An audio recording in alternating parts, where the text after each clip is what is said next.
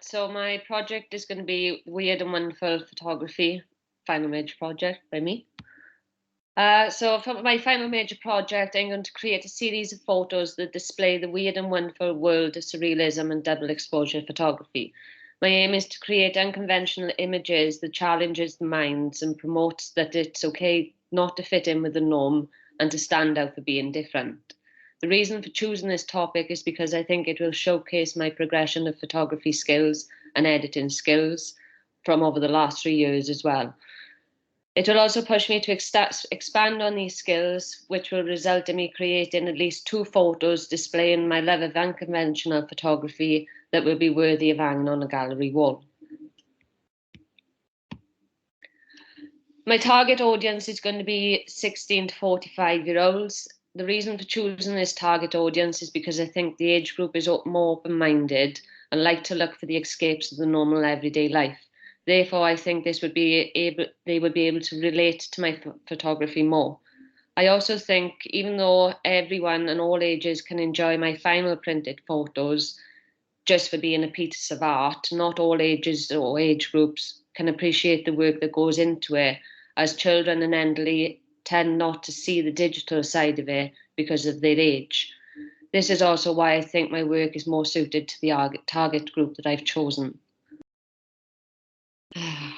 For my primary research, I will carry out surveys to find out what people think about unconventional art, surrealism, and double exposure photography, to find out what other people's opinions are about it and to find out what they would like to see from it.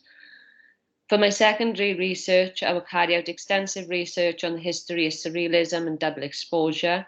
I will also look at the different types of photography that surrounds unconventional art, which will include surrealism and double exposure photography. I will also research information about previous surrealism artists like Salvador Dali and Philip Halsam, and I will also do extensive research on how to create images using surrealism and double exposure photography. Once I have gathered all my information, I will use this to help me and create my own wonderful, weird and wonderful pieces.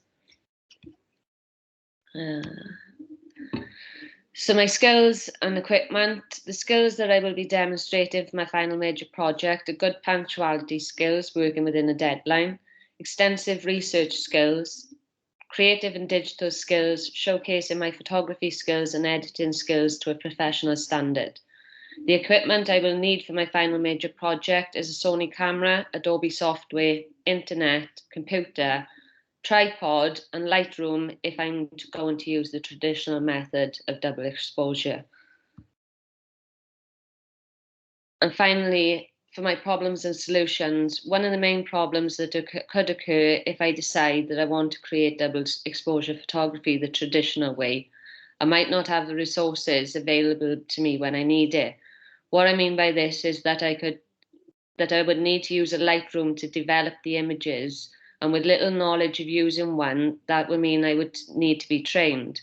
This could affect me if I can't get the training or if the Lightroom is already being used.